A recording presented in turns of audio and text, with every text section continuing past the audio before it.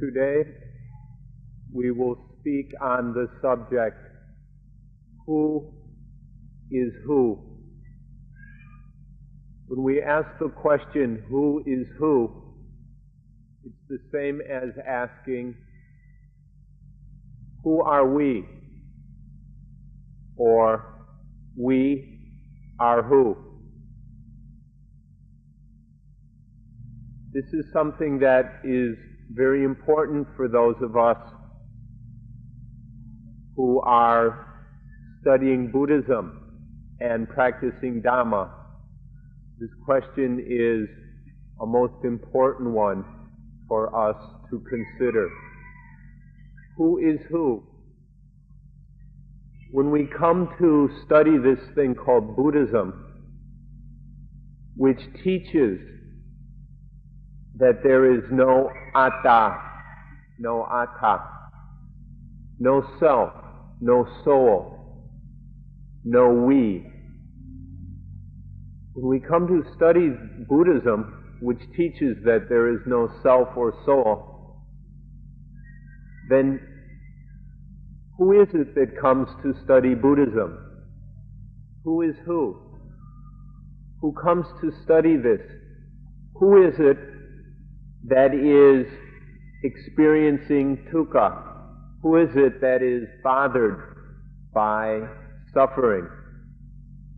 Who is it that is driven to study Buddhism by the problem of dukkha?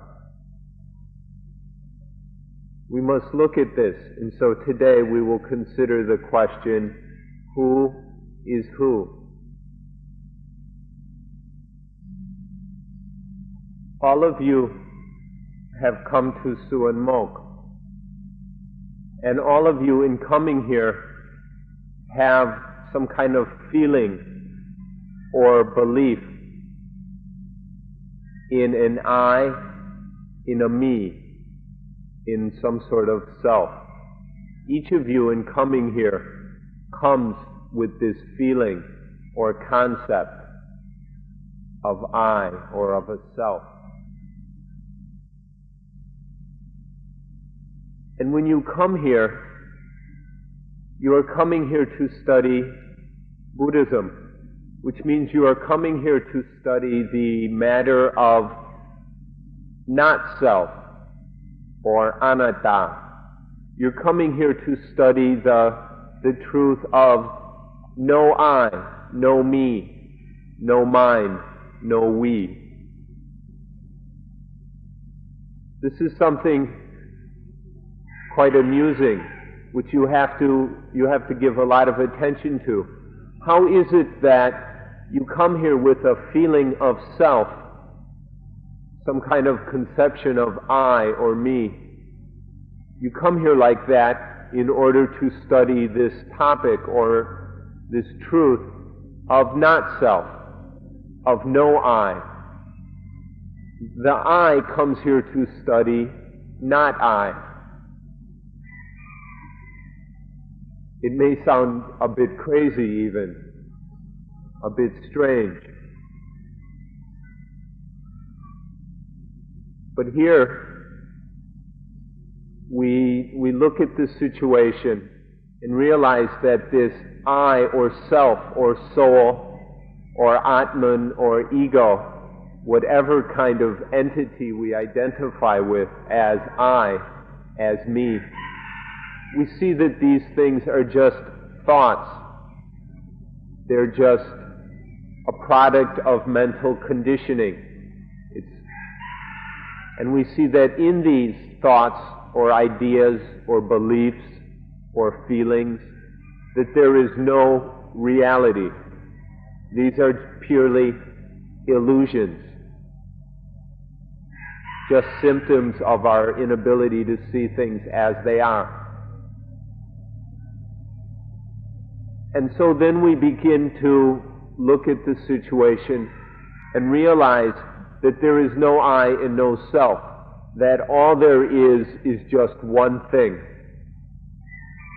There is just one thing, and this is the mind, the citta, the mind, or And so this is what we come to explore. We're not here to explore the self. We're here to understand the mind. Buddhism is the religion which teaches anatta, not self, not soul. This sets it apart from all the other religions, because all the other religions assert that there is some self, some soul, some atta or atman. Buddhism teaches that there is no such thing, that these are just concepts and ideas created by the mind that have no true reality.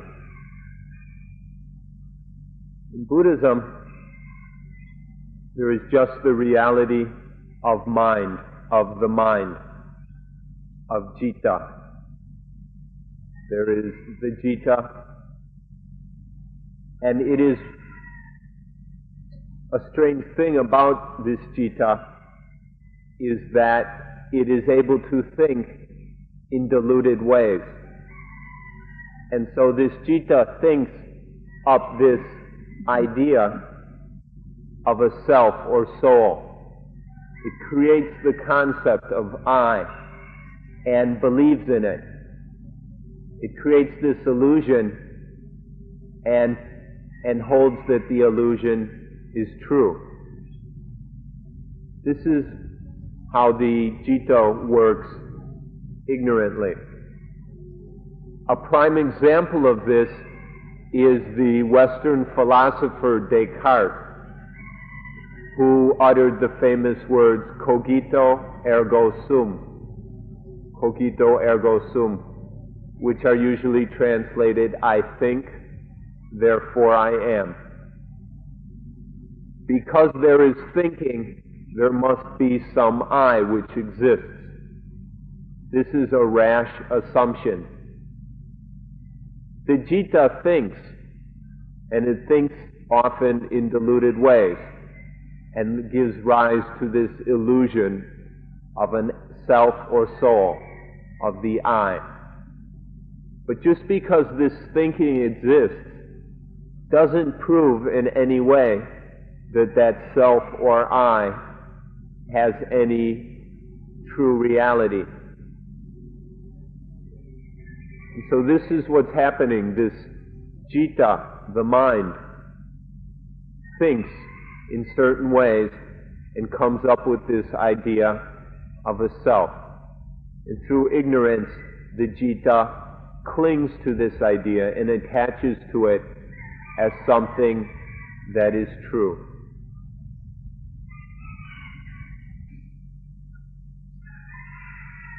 When we say that there is only the citta, the mind or consciousness, some of you may ask, well, what about the body?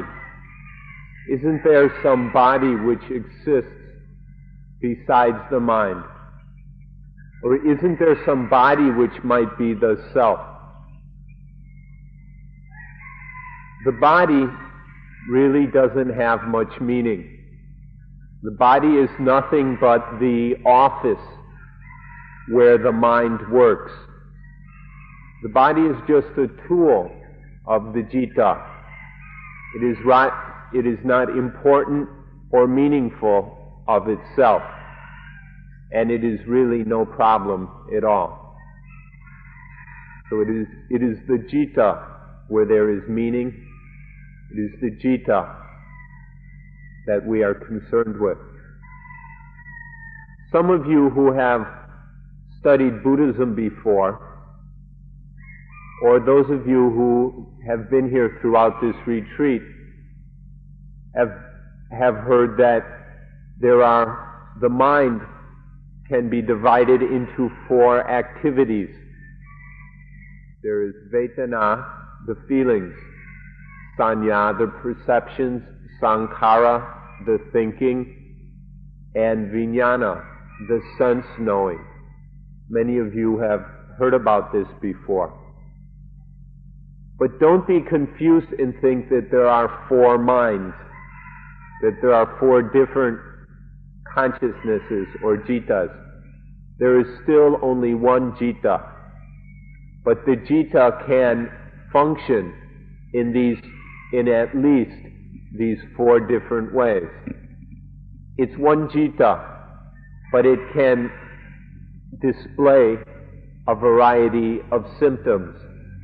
Sometimes this one jitta will display the symptoms of feelings, of reacting to sense experience as either liking, disliking, or uncertainty.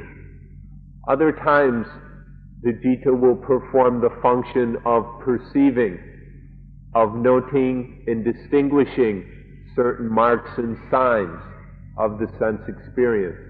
Other times, the jitta will perform the function of thinking, which we call sankhara.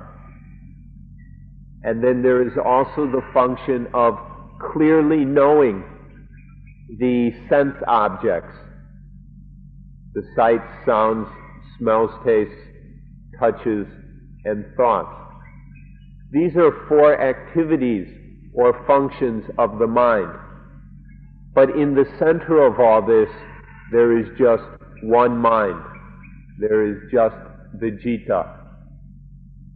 The jitta has a variety of functions which it can perform, but there is only one jitta. Before we go further, we need to point out that this thing, the jitta, the mind or consciousness, is nothing but an element of nature. The jitta is only a natural element. In the language of the Buddha, we call this the vijnana dhatu, the element which is aware, the element that knows. This is the mind, the jitta, just an element which occurs naturally. It arises naturally through nature. The thing about this element which knows, which is aware, which is sensitive, which perceives, this element depends on the body, on physical elements, in order for this knowing, for this awareness to take place. What this means is that this vijnana element is able to function only using the medium of the eyes, ears, tongue, or nose, tongue, body, and mind. Using these various physical media, the jitta or vijnana element performs the various functions of awareness and knowing and feeling and sensitivity. Originally, this vijnana element, the consciousness element, or jitta, was blank. But then as various sense objects made contact with it through the various sense doors, the eyes, ears, nose, tongue, body, and mind, when these sense objects come in and make contact with the jitta, then the jitta is no longer blank, but the process of conditioning has been started. These sense objects touch off a series of conditionings, and then the mind is no longer blank. It begins to think.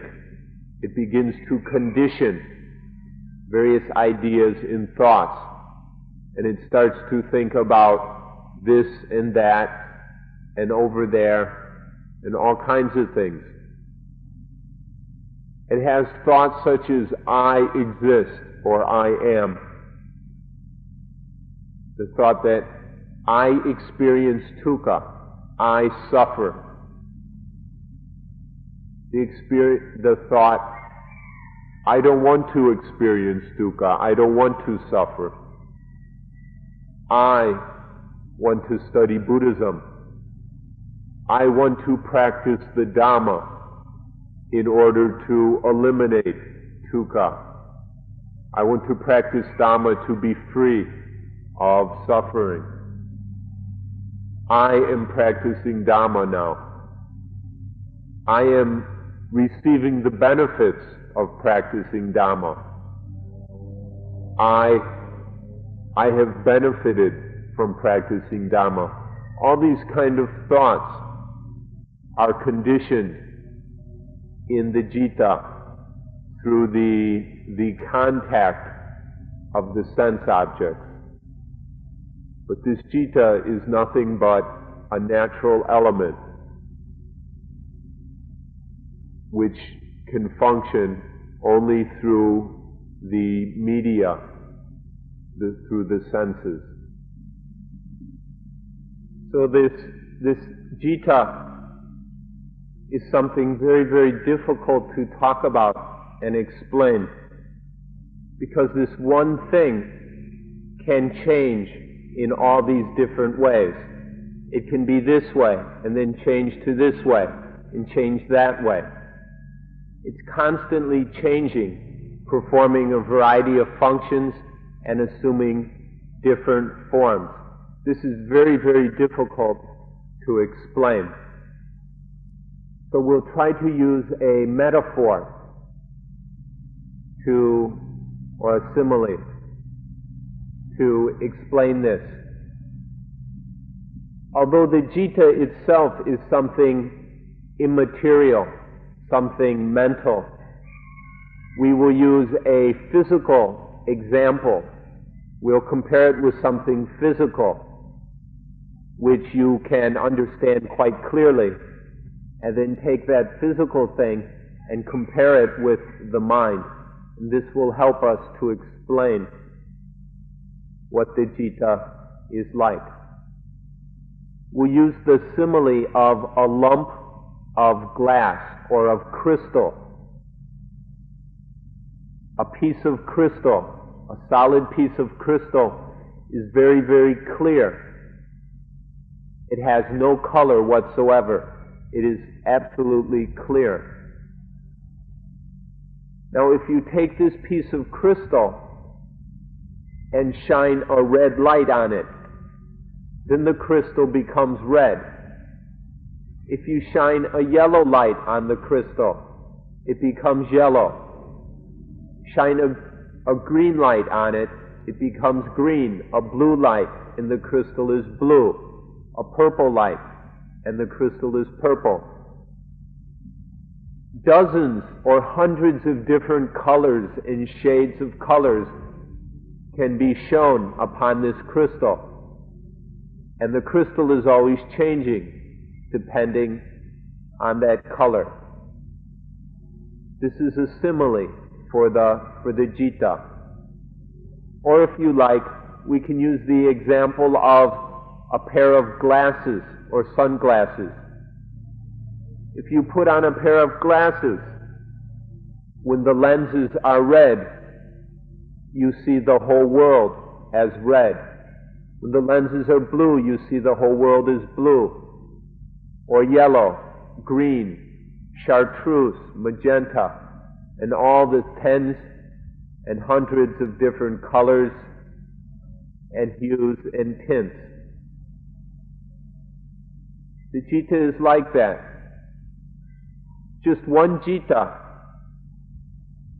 but depending on the color of light shone upon it, it changes. With the citta, the things that have this influence upon it are called the aroma in Thai, or in Pali the aramana, which basically means the sense objects. It's the various sights, sounds, smells, tastes, touches, and thoughts which shine upon the citta, which make contact with the citta, and then condition the citta in this way or this way, depending on that sense object, that aramana.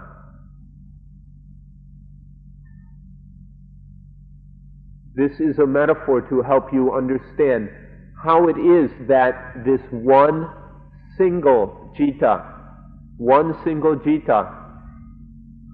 can be always changing and displaying all these different symptoms, performing this variety of functions. Many, many different possibilities that the citta may assume. But fundamentally, there is one single citta. Hopefully this simile will help you to understand what we mean.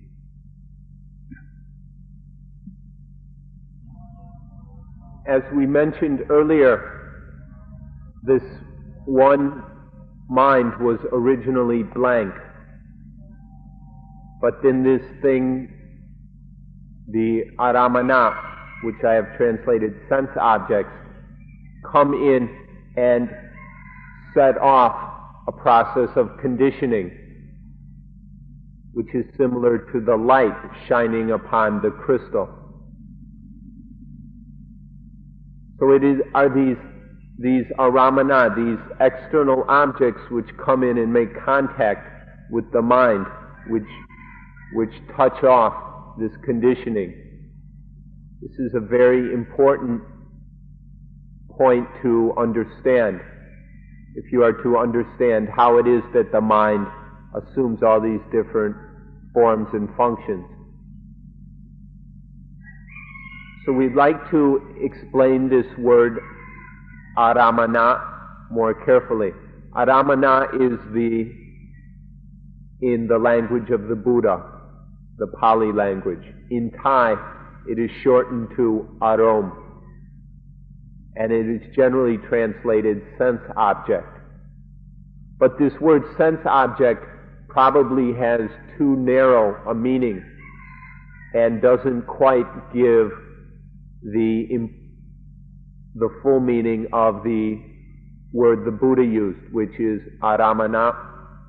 This word aramana means something which is grabbed. The aramana are things which the mind grasps onto, clutches at, or we can even say snatches. The aramana are things which the mind goes out and grabs and snatches. This is the full meaning of aramana or arom, which is not quite conveyed by the word sense objects. But when we're talking about the sense objects, we're talking about these things which the mind snatches. It clutches at and grabs them. So then when the mind snatches one of these aramana, then that touches off, that begins a conditioning of the mind. The mind is conditioned depending on how it reacts to whichever aramana has been snatched. And so this is very, very important. Please understand the meaning of this word aramana and understand how the mind's interaction with the aramana touches off all this conditioning of the mind.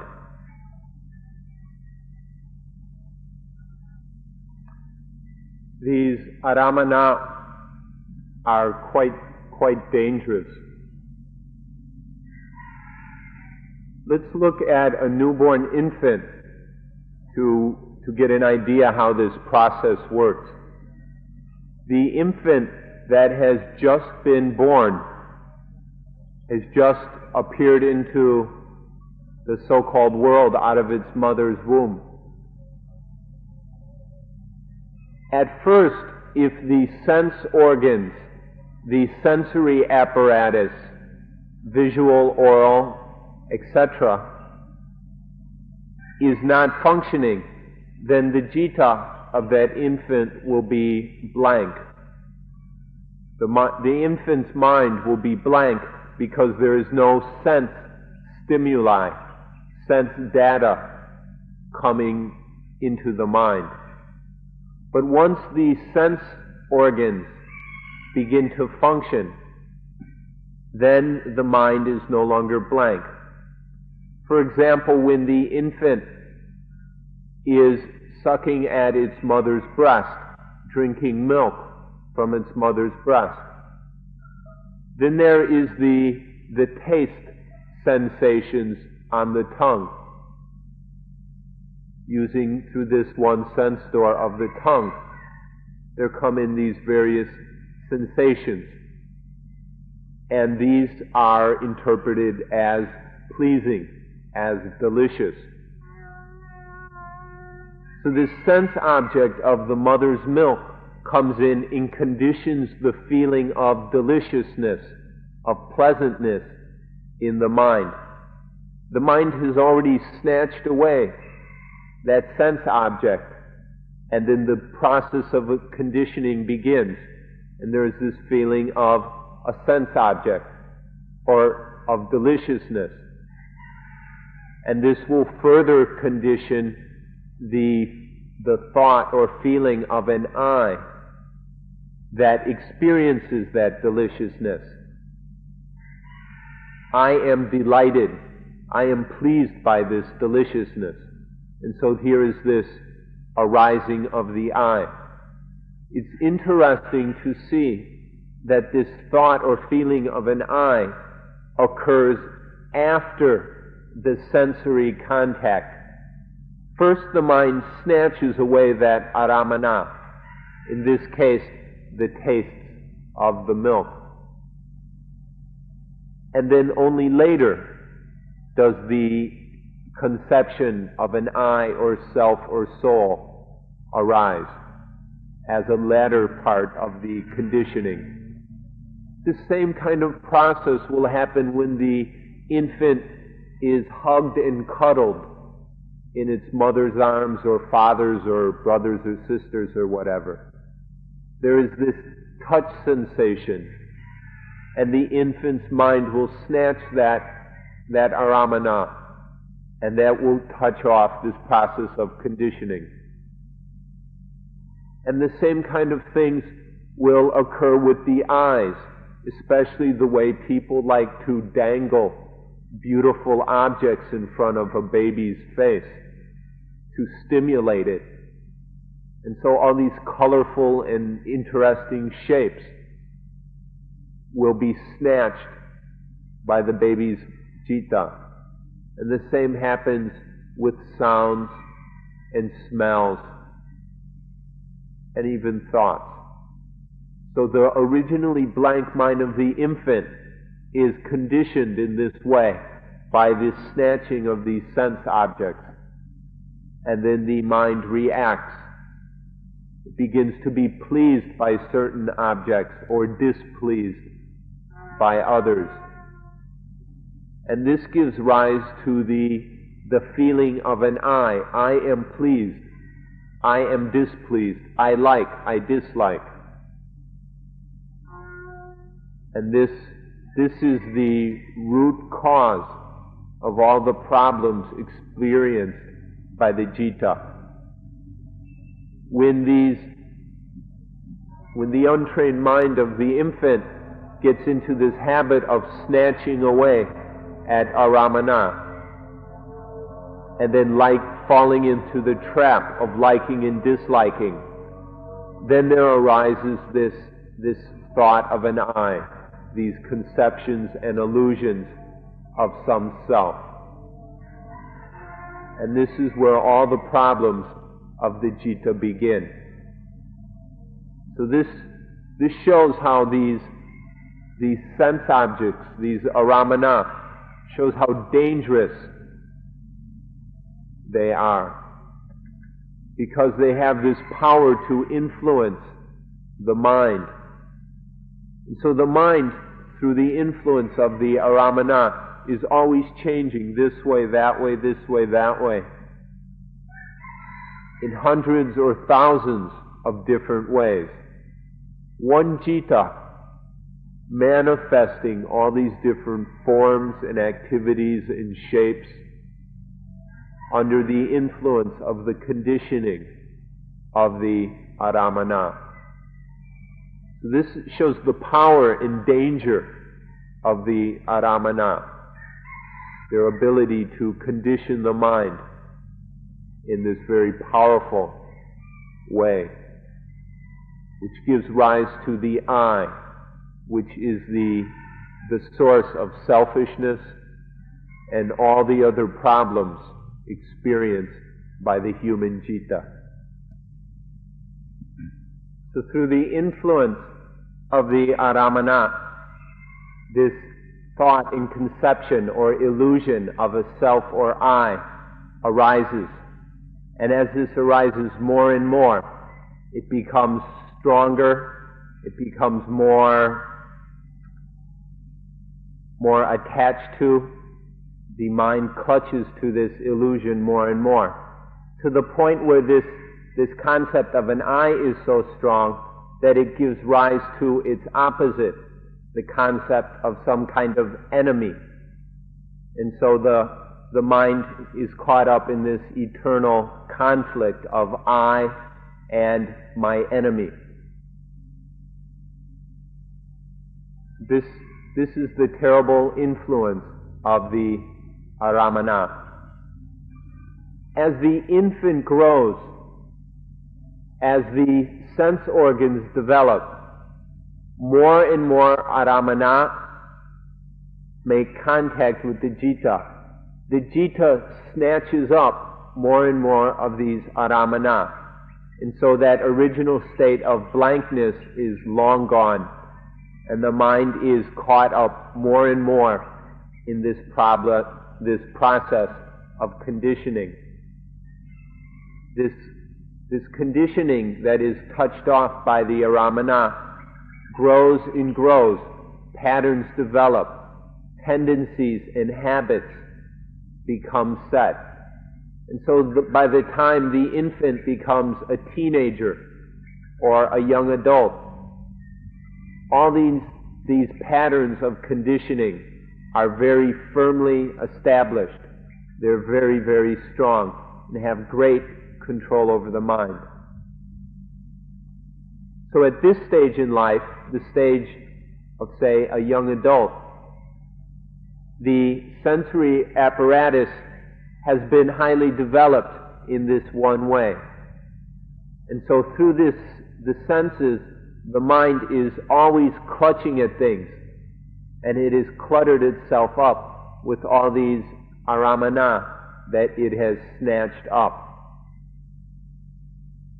And so we have certain tendencies reoccurring constantly. One tendency is that the mind will snatch up an object and will be pleased with it, pleased or satisfied by that object. This will condition the reaction of the mind trying to rake in, to pull in, to get more and more of that aramana, more of that sense experience. This is one kind of conditioning of the mind. It is called in Pali lobha or raka, greed or lust. It is this trying to rake in, to gather in, to get and pile up all these pleasing aramana. The second type of tendency which develops in the mind we can call tosa. Tosa is when the object, the aramana, is somehow unpleasing, displeasing, or unsatisfying. And so the mind will have the tendency to want to get rid of that, to knock it away, to get angry at it, to want to destroy it. And so we have what we can call tosa, ill will, or gota, anger. This is the second type of tendency which is conditioned in the mind. The third type of tendency is related to sense objects which do not have an immediate influence on the mind, meaning they neither please or displease the mind. For some reason, the mind doesn't get caught up in either of these tendencies of liking or disliking.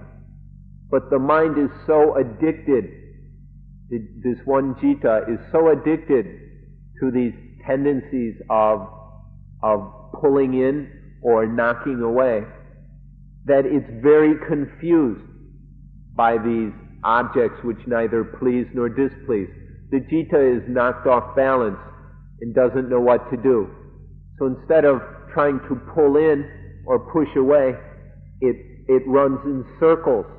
It runs in very confused circles around that sense experience. And this is called in Pali moha, delusion, confusion. So these are the three primary tendencies of conditioning which develop in the mind.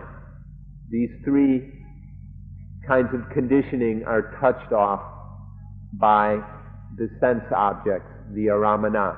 And this develops and is strengthened as the human being grows from an infant to a young adult and older, and gets more set in these ways, gets more locked into these patterns of conditioning.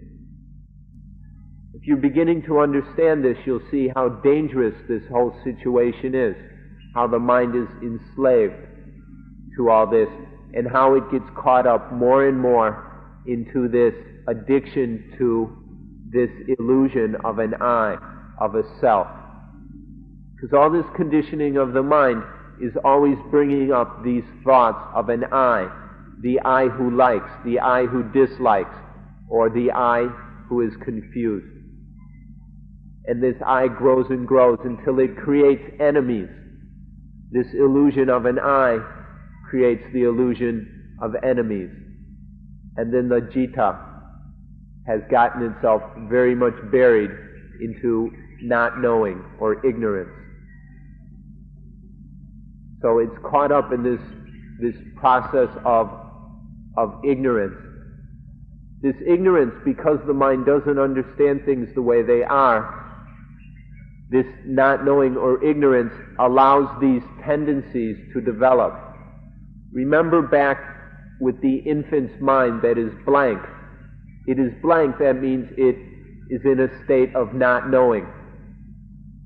And so this conditioning, these three types of conditioning that we just described, develop. And these we can call the kilesa, the defilements. These are dirty, impure activities of the mind. They arise because there is no poti. Poti is enlightenment wisdom. It is direct seeing into the true nature of things. When there is no poti, the kilesa develop. Because at the beginning of this whole mess, there was no poti available, and all this defiled conditioning arose. So now we come to the point where we must discuss one very, very important word. In Pali, this word is upadana, clinging and grasping, or we can use the single word attachment. We'll discuss this word because you must be very, very careful to understand it properly.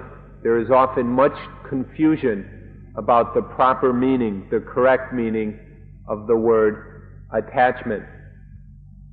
Many people think that love is a kind of attachment, and then assume that to not love is detachment. To love is attachment, and not love is detachment. This is a very common assumption, but it is incorrect. To detach is really just another form of attachment. It's a kind of negative attachment. Or we could say the mind attaches to something in order that it can detach. Because generally this detachment is just is caught up in that pushing away. What most people think of as attachment is this pulling in, or is related to this pulling in, and detachment is some kind of pushing away. So many people get some very confused ideas about Dhamma practice and think they must go around pushing things away. This is foolish and leads to just as many problems as attachment. Let's go back to these three kinds of conditioning of the mind we mentioned. There is the pulling in,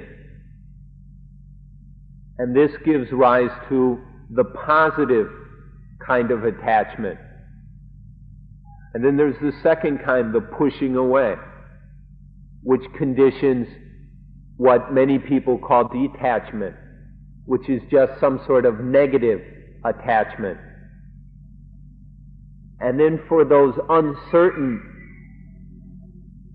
that uncertain reaction to some objects that leads to confusion, to the running around in doubt regarding some sense experience. This leads to a confused kind of attachment wherein the citta is all stirred up and confused. So this is attachment, or grasping and clinging. Detachment is just a form of attachment. This attachment is essentially when the citta clings to something as I or mine. It has this egoistic identification with something which it wants to get or get rid of, or about which it is confused and uncertain. Attachment is the cause of dukkha. Dukkha can only arise when there is attachment. When there are any of these kinds of attachment, then the mind is conditioned in all sorts of different ways. Or we can say that these various kinds of defilement which we've described condition the mind in hundreds and thousands of different ways. The citta is turning all sorts of colors.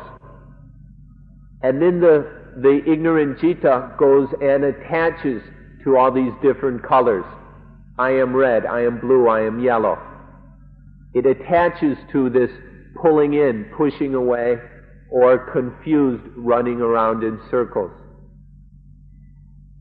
First, these attachments or these defilements arise, and we can categorize them all as craving. The Buddha used the word tanha, and tanha conditions upadana, or attachment, this grasping at things as I or mine. Once attachment arises, it's inevitable that the mind will experience dukkha. Attachment inevitably causes dukkha. So through all this attachment, all this I and me and mine, dukkha is conditioned. So if you are interested in this problem of dukkha, then you will now see how absolutely important it is to have a correct understanding of what we mean by attachment. If you do not understand attachment properly, then you will not be in a position to deal with attachment, and therefore you will have very little success at dealing with the problem of dukkha. So please try to understand this word attachment, or upadana, correctly. So everything that's been talked about so far, you'll be beginning to see is just this one mind. Everything is just the one mind, functioning in this way or that way, conditioning in this way or that way. We're talking about nothing but the one mind. The one mind receives the aramana, or snatches the aramana. And this conditions the vedana, or feelings of liking, disliking, and uncertainty. The vedana conditions tanha, or craving. Craving in the form of trying to pull in, trying to push away, or running around in confusion. Tanha conditions upadana, attachment, clutching and clinging at things as I or mine. It's the one mind that receives the sense object. The one mind feels liking and disliking. The one mind craves. The one mind attaches.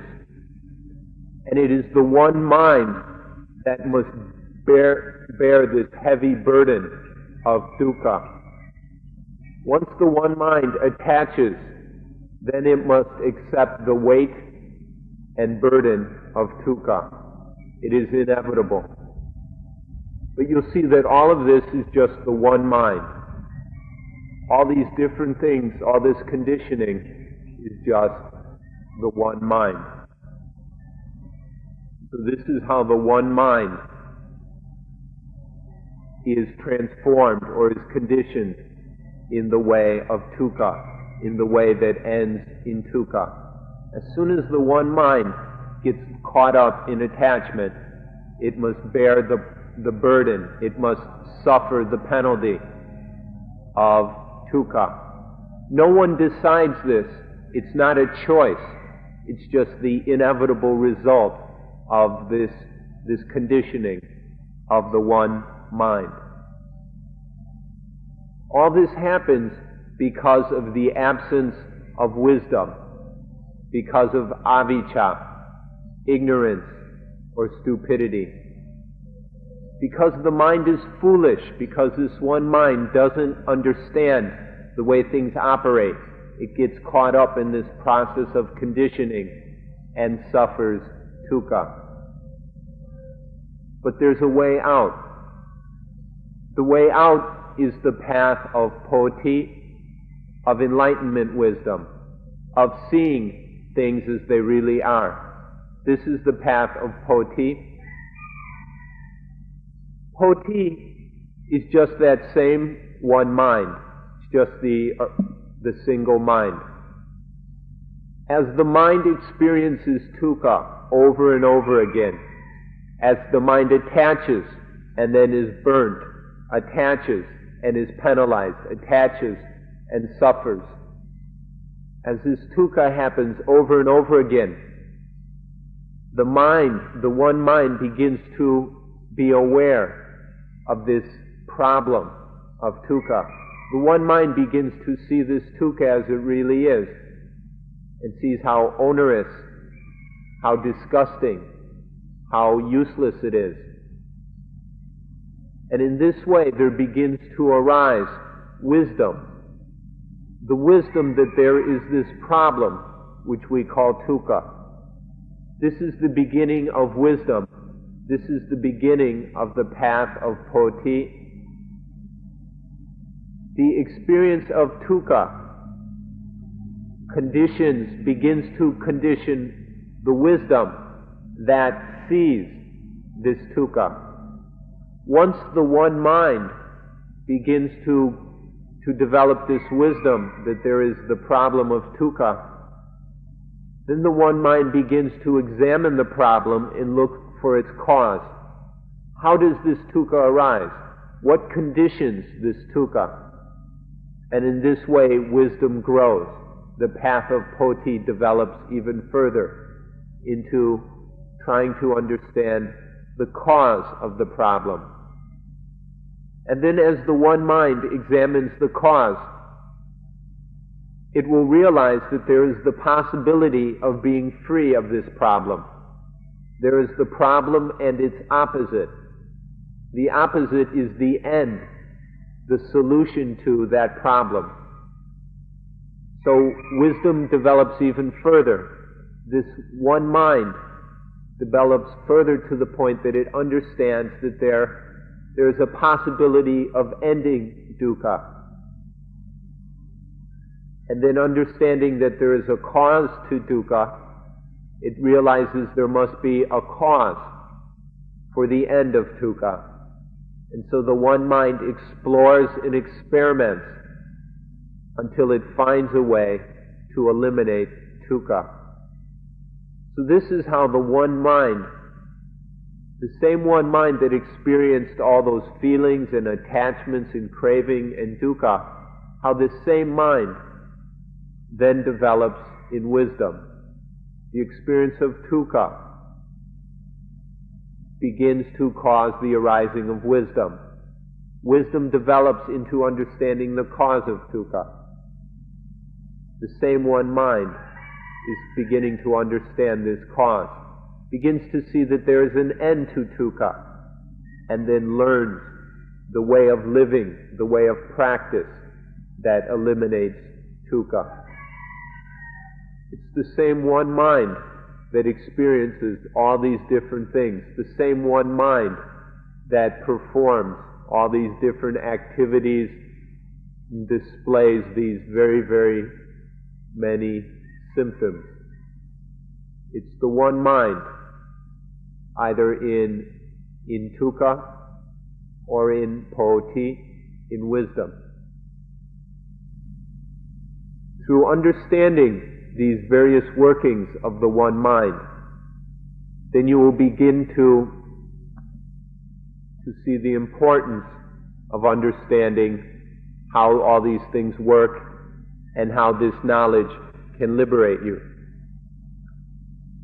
Generally, the human mind remains caught up in the same old patterns of conditioning which we discussed earlier, those of pulling in, pushing away, and circling round in confusion. The ordinary human mind is generally not capable of breaking out of this cycle alone. But somehow it is within the nature of the evolution of the human mind that there arise beings who we call the Buddha, or we call Buddhas, beings of the type or nature of a Buddha. A Buddha has a mind that is able to develop in the path of wisdom or poti on its own. The Buddha's mind evolves onto this very, very high level to the point where it fully realizes these four truths. It has the Buddha's mind penetrates fully into the truths of dukkha, the cause of dukkha, the end of dukkha, and the way of living that leads to the end of dukkha. And then a Buddha can teach this knowledge, and other minds can begin to receive this explanation from the Buddha, either directly from the Buddha, from a Buddha, or indirectly through a disciple, someone else who has heard the teaching and been able to understand it well enough to pass it on. And so the ordinary sentient being, the mind, the one mind of an ordinary being, can receive this information and begin to process it.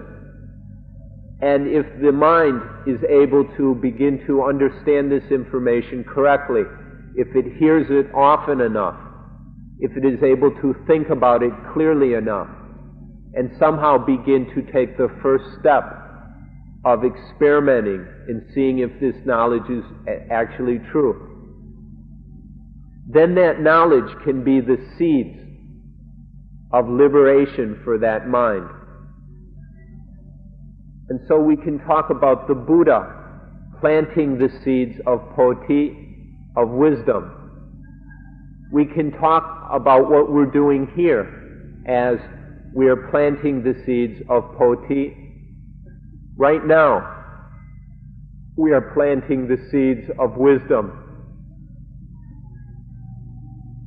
But actually, if we use the word we're talking quite stupidly. To say we are planting the seeds of wisdom is incorrect and foolish. What's happening is it's just the one mind. The one mind is planting the seeds of wisdom. The one mind is growing in the understanding of dukkha, the cause of dukkha, the end of dukkha, and the path that leads to the end of dukkha. There's no we. There's just the one mind developing on the path of Poti. So you'll see that everything that's been said today has to do with the ultimate truth of the one mind. This is all we're talking about, the ultimate truth of the one mind. The one mind receives the sense objects, reacts to them in forms of liking and disliking. Then there arises the defilements of greed or anger or confusion. This causes attachment. The one mind attaches. And then the one mind is burdened with this problem of dukkha, this burden which weighs down and causes and makes life difficult to live. This is just the one mind and the conditioning of the one mind. But if we truly begin to understand the truth of the one mind, we see how this dukkha itself begins to condition Poti, or wisdom. And then so the mind begins to develop in wisdom. The one mind grows in wisdom. This is all the workings of the one mind. It's just one mind. Now most people will see this thing that we would call defilement, or in Pali, kilesa, which is the trying to pull in the greed, the pushing away, the anger, and the delusion and confusion. These defilements are seen as opposed to what we call wisdom, or to Poti. But those who really understand the mind will see that the defilements, greed, anger, and confusion, are the one mind. And we'll see that wisdom, Poti, the knowledge and understanding of the way things truly are, this is also the one mind. If you understand this, then you see that the defilements and wisdom are the same thing. Just the one mind. The defilements and wisdom are the one thing. Now listen carefully and understand this properly. Sometimes there are people with very childish understandings of things who listen incompletely and go away with half-baked ideas. Or they start saying, oh, what this guy up there is crazy. He doesn't know what he's talking about. But if you're really interested in the way the mind works, then you'll see that defilement and enlightenment is the same thing. The way things are in this world, if somebody says this, they're criticized. As soon as somebody says such a deep truth as defilement and enlightenment are the same thing, then they're criticized from all around. There are all sorts of people ready to jump on this kind of statement. And so in the past, when we have said things like this, we are criticized. But we don't care about the criticisms. We're concerned with truth. And the truth is that there's just the one mind. Defilement and enlightenment are the same thing. The one mind. So this is why we've been talking about this ultimate truth of the one mind. You may understand that the words the one mind and the words the same mind are somewhat different. But really the same mind is just that one mind. So what we're talking about here is the one mind. When we say that defilement and enlightenment are the same thing, defilement is just a product of the mind, and enlightenment is just a product of that same mind. Defilement is nothing but a conditioning of the mind, and wisdom is just a conditioning of the mind. These are just things that arise out of the one mind. Both defilement and wisdom are just products of the one mind. They're just sankhara, conditioned things. Both defilement is a conditioned thing, and wisdom is a conditioned thing. And so we say they're the same thing, arising out of the one mind. And we have to be careful when we talk in this way, and you will as well.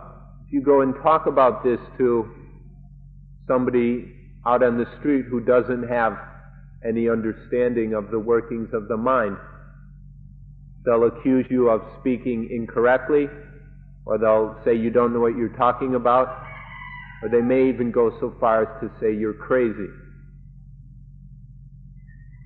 But what we're talking about here, what is being talked about, is the one mind,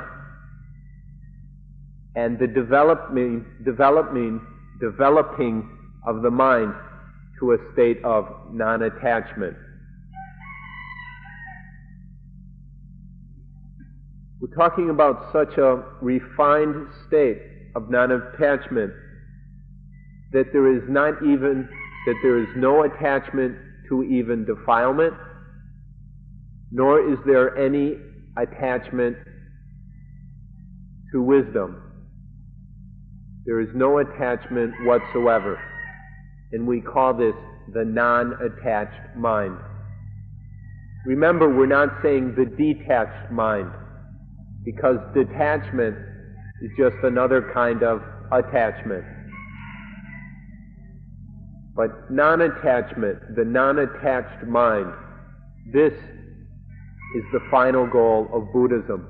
This is the most profound truth of the one mind, the non-attached mind, the mind that is not caught up in any concepts or feelings of I or mine. This is the ultimate truth of the one mind.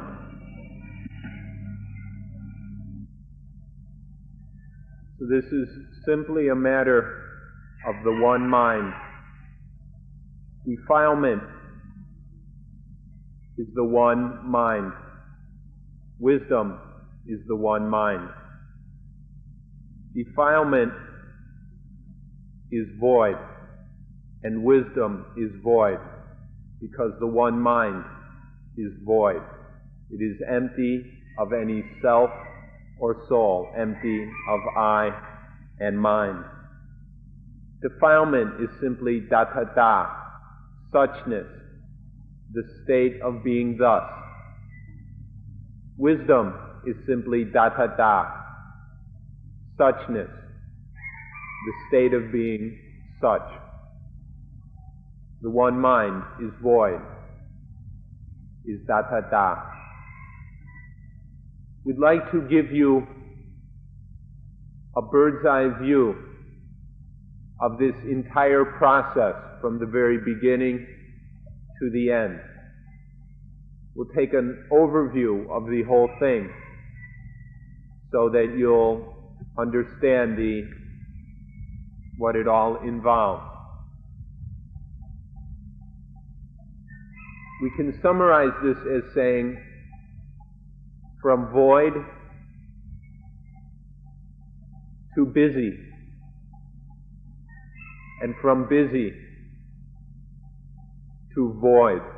In Thai, it's very nice. It's from Wang to Wun, and from Wun to Wang. From void to busy, and then from busy to void. The one mind, from void to busy, and then from busy to void. Remember the infant, or remember the embryo in the mother's uterus, the fetus in the womb. The mind of that fetus is Wang, is void. In that mind there are no thoughts or feelings of I or mine. This is the void. But then through the functioning of the sensory apparatus, then there is conditioned defilement. Defilement conditions attachment. And then there is tukka. So the one mind goes from the state of void to the state of tukka, of the mind that is busy, agitated, confused. This is Wun, the mind that is busy and complicated and stirred up. The one mind goes from void to busy. But this state of busyness is tukka. And then the mind begins to learn and grow in poti, in enlightenment wisdom. And this poti develops further and further. And so the one mind moves from the state of busyness, of busy, to the development of wisdom, moves to the state of void. And so we've got this process from void to busy, from busy to void. Or the one mind goes from void to void. Now be careful about these two kinds of void. In the Zen tradition, they talk about discovering the original face. Discovering the original face is talking about that void mind before the starting of all the conditioning. This is true, but in a way it's not completely true. Because if we talk about discovering the original face, that voidness of the original face of the mind before all the conditioning and tukka and attachment started, that void is not the same as the final void. This first kind of void, the mind of an infant, that void is a void that can be conditioned. It's the void that can turn into busyness. That's one kind of void. But this other void is a void that is void forever. It is a voidness that is always empty of I and mine. It can no longer, this voidness will never get caught up in the conditioning, and no dukkha will befall the mind that has realized this final void. So we go from one kind of void, the void of the infant's mind, or the fetus's mind, to the void of the enlightened being. Both kinds of void are absent and empty of any thoughts or feelings of I and mine. But the first kind of void can get caught up in the conditioning and caught up in attachment and dukkha.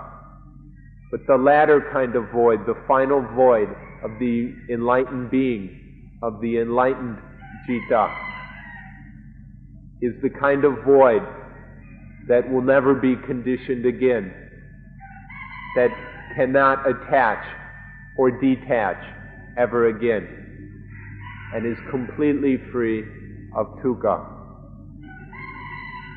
The one mind goes from void to busy, from busy to void, or we can just say from void to void, from emptiness of I and mind to complete and permanent emptiness of I and mind. This is the ultimate truth of the one mind. So from void to busy, from busy to void, or we can just say from void to void. To get from void to void involves a training of the one mind. The one mind must be trained and developed. We described this training yesterday through samadhi, concentration, and panya, wisdom. The mind is developed from void to void. Or we can use the words samatha, tranquility, and vipassana, insight, which mean basically the same thing as concentration and wisdom. Through tranquility and insight, the mind is trained. The mind is developed from void to void. We talked about this quite a bit yesterday.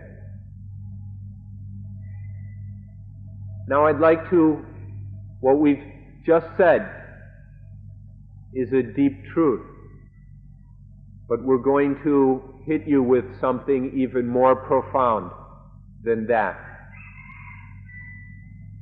There is something to talk about from void to busy, and from busy to void, is still speaking what is relative truth.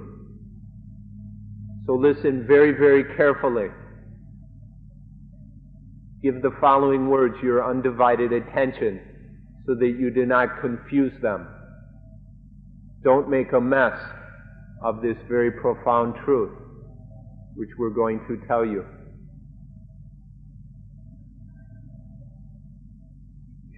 When we say void and busy, or void and not void, people generally see these as opposites. We want to tell you that void and not void are void. Void and not void are void.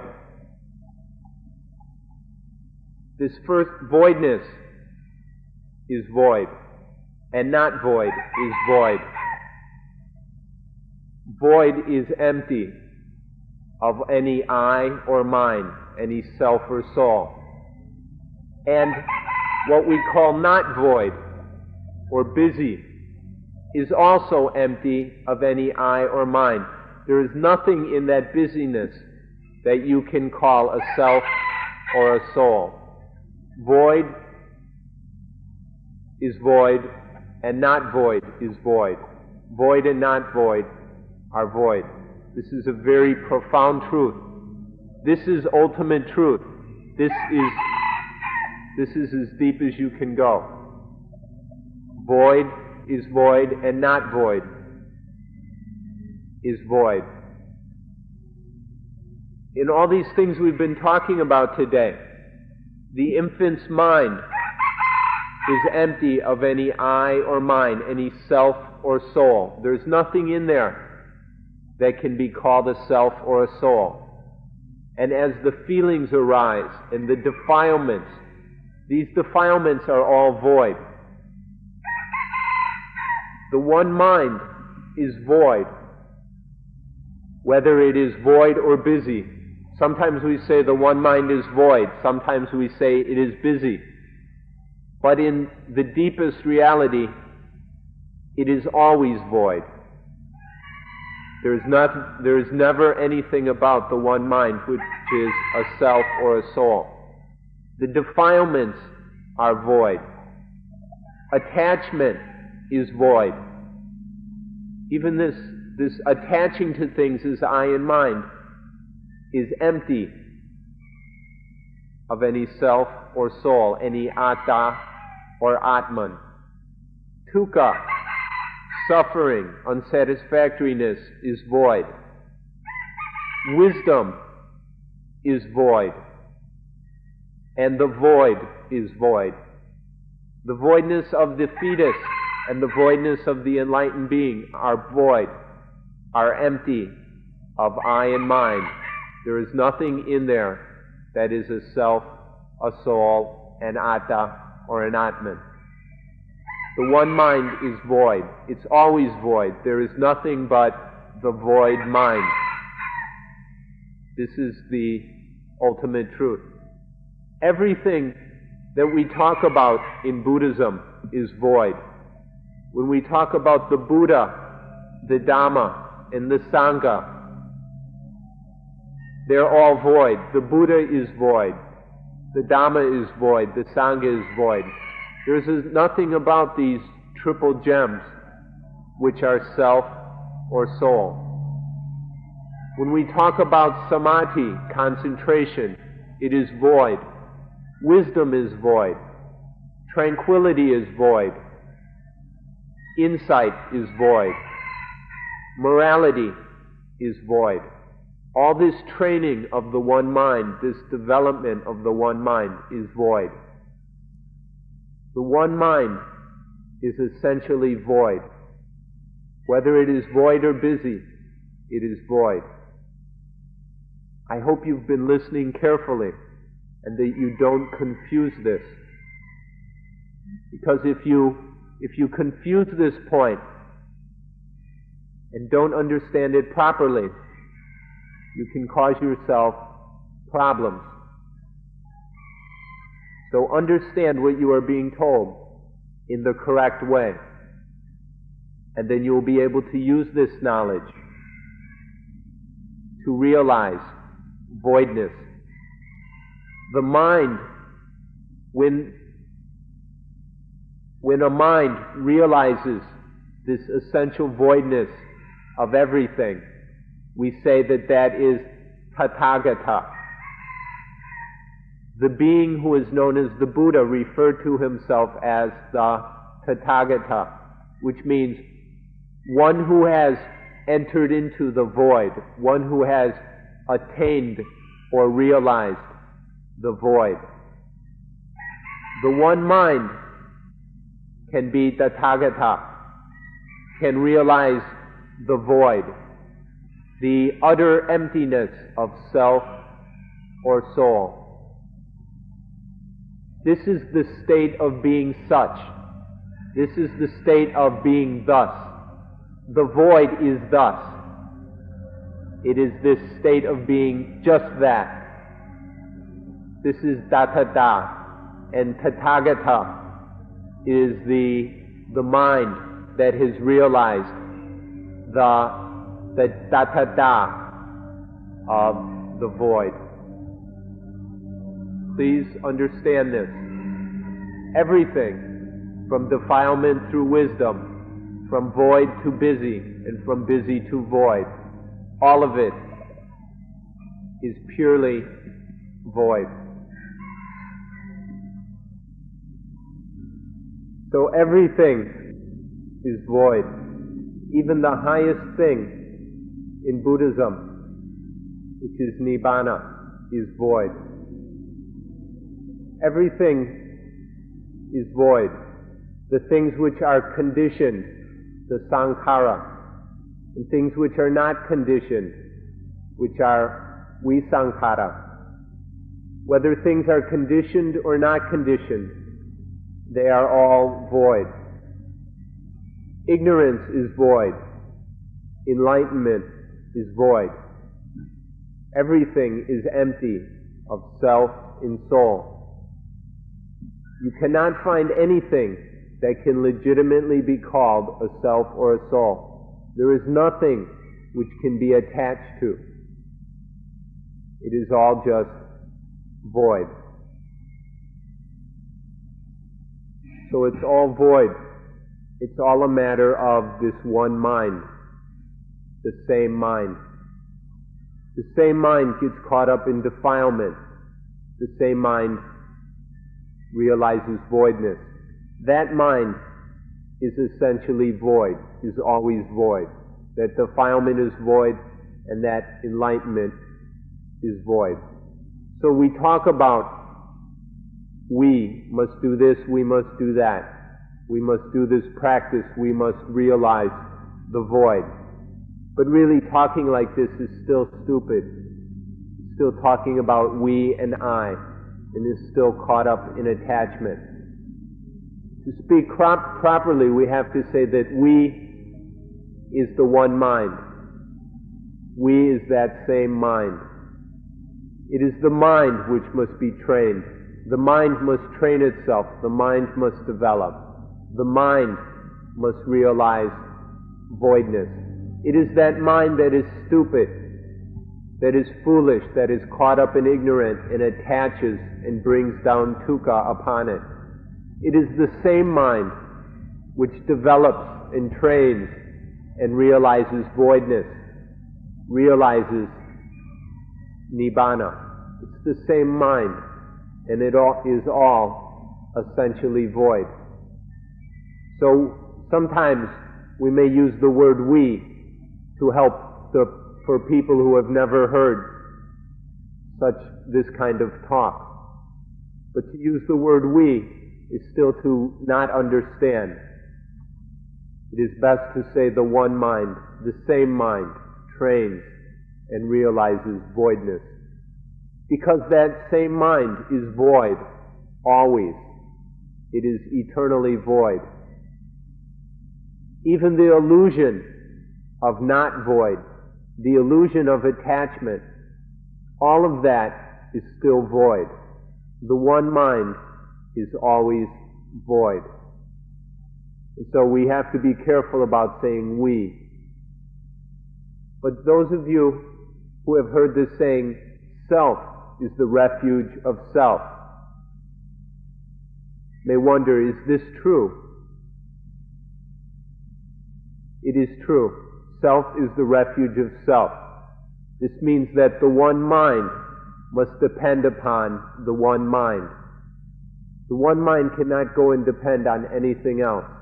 The one mind must depend on the one mind.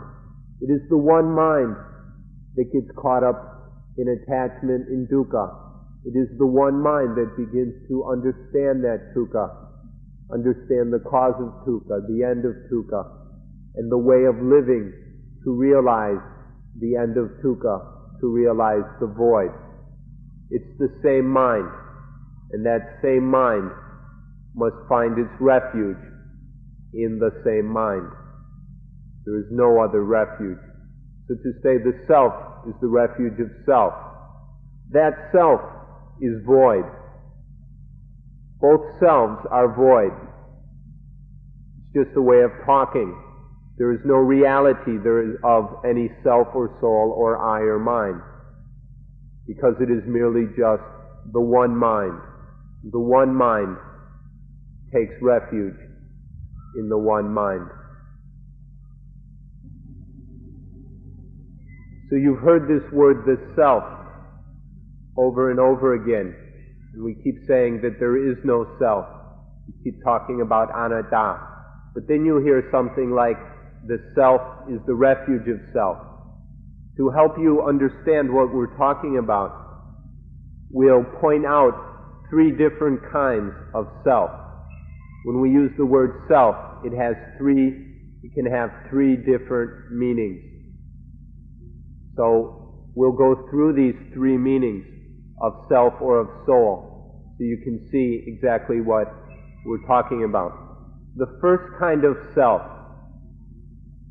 is the ignorant feeling that arises in the mind. It is the ignorant illusion that there is some kind of permanent entity, some kind of eternal person or soul or atta or atman. This ignorant feeling in the mind is the first kind of self. The second kind of self is the real self, the genuine true self, which is that there is no self. The second kind of self is the realization that there is no reality to this word, the self. The word, the self, does not point to anything that actually exists.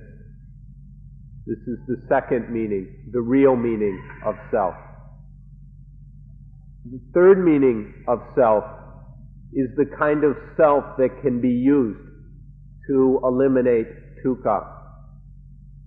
When we talk about self as the refuge of self, we're talking about this third kind of self which can be used, which can train and develop along the path of poti, along the path of enlightenment wisdom. This is the kind of self that can be used and trained for the elimination of dukkha, for the elimination of the self, for the realization of the fundamental reality of voidness. So these are the three kinds of self. We mention them so that you can separate them and distinguish between them so that you will not be confused. The first self is that of the illusion within the mind. The second is the reality that there is no such thing as a self or soul, atta or atman. The third self is that self which can be developed and trained to realize the ultimate state of voidness, the end of dukkha. Everything that we've talked about is about the mind. And so in a way we could call it psychology, the study of the mind. It would not be really wrong to call this psychology, but what has happened these days is what is commonly called psychology has been completely possessed by materialism. What is called psychology is always being used for material interests. It's being used in advertising, helping corporations make money, and to win friends and influence people, and for reasons of sex and other materialistic endeavors. This is the state of what is normally called psychology. So we really don't want to call this psychology.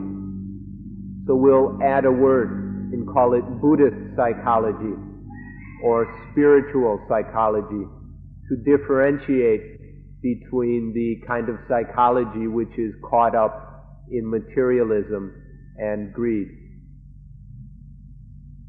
So this is Buddhist psychology, the workings and understanding of the truth of the one mind. The Buddha said that if someone understands the truth, that the mind is void, and then it is conditioned by defilement, and then becomes void again. The Buddha said if someone understands this transformation from void to defilement to void, if this is understood, then it is possible for that person, that mind, to practice mental development, or what is commonly called meditation, or some people use the word vipassana meditation. But if one does not understand this truth of how the mind works, if one does not understand that it is the one mind that changes from void to defilement to void, if this is not understood, there can be no mental development. There can be no citta bhavana. That means it is impossible to meditate. If you do not grasp this truth, then what you are doing is not meditation. To meditate, one must understand this transformation of the mind. The mind is originally void. It becomes defiled. The defilement passes away, and there is once again the state of void. We hope that you can understand this so that you will be able to meditate properly, so that the citta, the mind, will be developed correctly. So we can summarize this all by, if you're asked the question, who is who? You can answer, it's just the same mind. It's all the same mind. Who is who? It's all the same mind. All these different functions and activities and shapes and colors of mind is all the same mind. The same mind can be developed and trained so that it stops attaching. It becomes free of attachment. And then that same mind is developed to the highest possible knowledge. This is what this is about, developing and training the mind for the realization of the highest knowledge. The knowledge that brings about the elimination of dukkha. So if you're asked, who is who? The answer is, it's all the same mind. The same mind that can realize the highest truth. Who experiences dukkha, or who has all these problems of dukkha? Who wants or needs to extinguish dukkha? Who studies Buddhism in order to extinguish dukkha? Who is practicing Dhamma? Who is able to extinguish dukkha? Who experiences the taste of extinguishing dukkha, that is, nibbana? The answer to all these questions is, it's all the same mind which can change in all these different forms. So the most marvelous and amazing and fantastic thing in the entire universe is this marvelous and fantastic ability of the mind to know itself, to know its problems, and to want to overcome those problems. This one ability, this fact of the mind, is the most marvelous thing in the entire universe. And even further, it's most marvelous that this mind is able to control itself. This mind can master itself and train itself. It can develop itself and practice the Dhamma. This is incredibly marvelous, that this mind is able to control itself, train itself, and develop itself. And an even higher level of marvelousness is that this mind is able to transform itself from a mind that has dukkha to a mind that is free of dukkha. It changes from an old life that is burdened by dukkha to a new life that has no dukkha at all. This is the supreme marvelousness of the thing we call the citta. And it's always, continually, the same mind. In some other places they teach that there are many, many different minds. They have long lists and numbers attached to these lists of all the different minds. But we don't talk like that. We don't say that there are many different minds. We say that there is just one mind, the same mind. It's all the same mind. So this is the ultimate secret of the thing that is called the single mind, the one mind. And we'll end today's talk with this secret.